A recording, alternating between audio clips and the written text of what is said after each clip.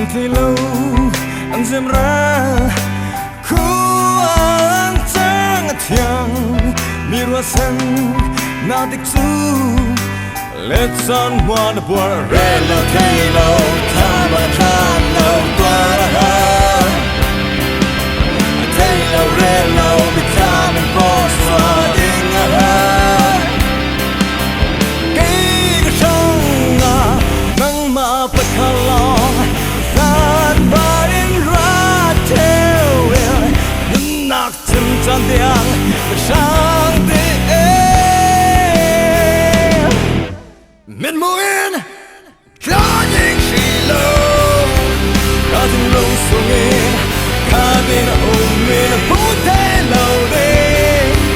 gonna hurry dang the moon and black loading so to be more and see so my table to do that low down on knees was swallow the guamo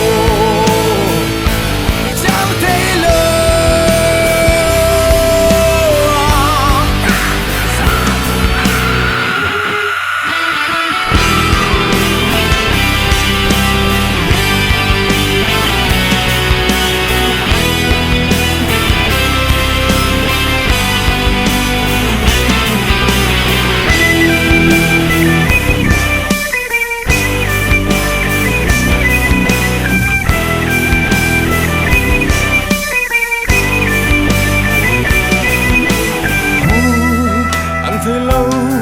anh dèm ra cứ anh trăng thiang mi rua san na tích su